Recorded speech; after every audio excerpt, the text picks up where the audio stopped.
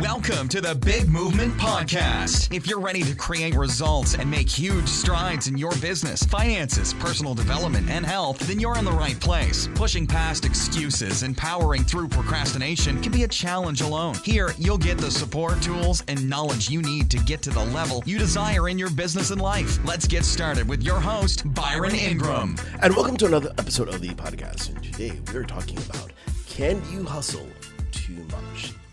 Let's face it, the hustle wave is here, and I'm not talking about the dance either.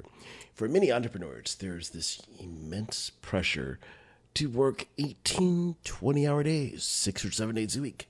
While this can yield great rewards in business, it comes at a cost. And all this movement comes from just a few individuals out there saying that, you have to just work, you have to grind, you have to keep going and going and going until you can't go anymore, and then you go further so you can be able to achieve big goals in life. And as an entrepreneur, a business owner, especially at the beginning, there's this need to wear multiple hats, especially when you're in a growth phase. However, this will often lead to working long days as you have to perform the task for several people. It's just a natural part of the process. As you're beginning to put things on, you're having to do a few more things just because you're in the early stages, you don't have all the positions established yet, and there's not enough work to go around to have the right people in place and to do those things. But it's something that you have to eventually transition out of, because if you don't, what ends up happening if you're doing these hustle sessions where you're just working nonstop, you have to ask yourself a simple question. What do you want your life to look like? You see, for many people, there's this belief that by working 18-hour days, 6 or 7 days a week, they're able to provide for their family, give them all the things in the world they could ever dream of. While this might be true financially, there's this need for a connection that goes unfulfilled. So think about the number of people there. They're doing amazing things. You're able to buy the fancy cars, live in the big houses, but they don't see it out of it. They come home on the weekends to essentially do laundry before jumping on a plane again to go someplace else to work and grow their business. And that results in them missing years and years of their family's lives. And do you really want that? Think about it this way. If someone's single, they're quickly going to find themselves alienated from all their friends, as no one might see them for months or even years. They look at them and think, who are you? What happened to the friend we once had?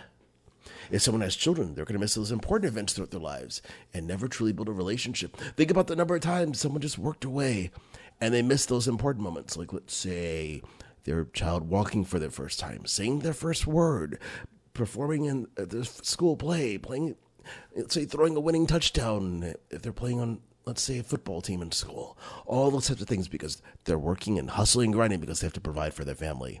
So you have to ask yourself a question. Is this what you want to do?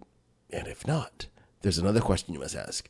What systems and resources do you need to have in place that allow you to create the financial freedom you desire while spending time with family and friends? So when you do this, your perspective changes on how a business should really look like. Because spending time with people we care about in life is priceless, as no amount of money can buy back time. That is a reality for anyone and everyone. It doesn't matter how much wealth someone creates in life. We all have the same 24 hours each day, so it's important, it is essential that we decide how we want to spend them and maximize it. So one of the simplest things that we can do to gain back time in our lives is to make a list of daily tasks that we can ultimately pay someone else to do. So, for example, it can be more efficient to have someone else create and post social media to the various online channels to attract business leads. Let's say that you, in the past, are spending 2 or 3 hours every single day creating content, the images and all, posting places, all that stuff. Well, why not just have someone do it for you? So at this stage, you're going to gain back 2 or 3 hours. Or let's say on the personal side that, you hire someone to clean your home once a week or mow the lawn once a week, or the opportunities are endless. Now, I've heard from some people that, they quote unquote enjoy doing some of these things. The reality is they can become time sinks. Let's think about this for a moment. If you had to choose between spending time with your family or cleaning your home for 4 hours on Saturday or mowing the lawn for half the day, which would you choose? Most people will want to choose spending it with their family because they're not going to get that time back. Think about the whole work week. Let's say you're leaving to go to the office by 7 in the morning. You're getting done, say, at 3 o'clock so you can pick your kids up from school. Then they're doing homework or they're off to do sports. So you might only have, say, 2 or 3 hours tops to spend with them each and every day. And then on the weekends, they're busy playing sports and all this other stuff. So you don't have a lot of quality time to spend with them. And if you're, say, spending time doing all the laundry in the home or doing all the cleaning and mowing the lawn, all that stuff on the weekend, you might miss out on spending time with them entirely. Oh, I got to mow the lawn, so I can't make it to your soccer game. Or, okay, I can't sit down with you to have dinner because I have to do these other things. The stuff that you want to do, you can hire somebody because you can't get that time back. It's just that simple. Because when you look at these tasks from that viewpoint, it becomes easier to determine who you need to hire in what order because you can essentially gain back time in this fashion. Now, another objection some people have is they don't really want to pay somebody to do it when they're capable of doing it themselves. Well, here's the thing. Of course, you can do it yourself, but it's not about that. It's not about the capacity that an individual has to do it. It's about the time. So, as an example, if you're doing tasks, let's say that you're charging $100 an hour to do it. You're going to spend 8 hours working a day doing something like that. But along the same lines, you need to do about 8 hours a day of work that you could really pay someone $10 an hour to do. What makes the most sense? For you then to work 16 hours a day so you could do all these different things, or you pay someone, let's say, $10 an hour to do those tasks that you can have someone do, like scheduling your social media post, of updating websites and all those types of things. Then, technically speaking, you now have leveraged someone else's time, so you're getting more things done. So then you are leaving your office at a time of your choosing, so you can spend it with your family.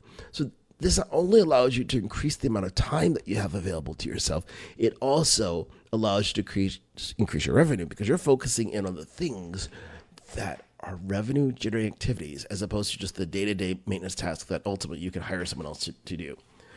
So I want you to take these things in heart because the hustle mentality, it will ultimately burn people out and cause them to lose focus on what they truly want.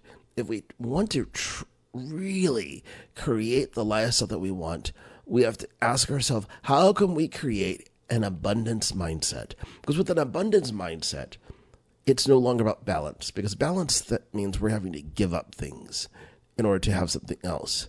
But with abundance, you start looking at, well, how can I have the best of everything? How can I spend the most time with my family? How can I be able to generate the most amount of income so I can provide for my family? How can I be able to generate the income to, let's say, take trips every single month or every quarter? You can be able to do these things without sacrificing something else.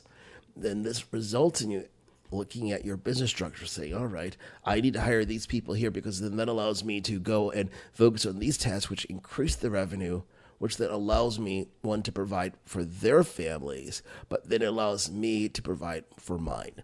That is why you have to go beyond the hustle mentality to look at who are the people you need and the systems to have in place so you can create a greater amount of abundance in your life.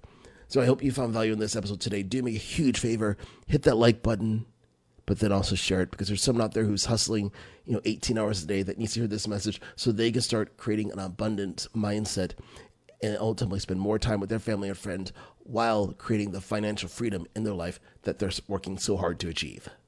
Thanks for listening to the Big Movement Podcast today. And be sure to subscribe so you don't miss an episode. Now that you've surely been inspired to take your entrepreneurial career and business to the next level, you can stop by the website and get more. And if you're ready to boost your business brand, be sure to grab your free report, 7 Easy Steps to Build Your Brand Today.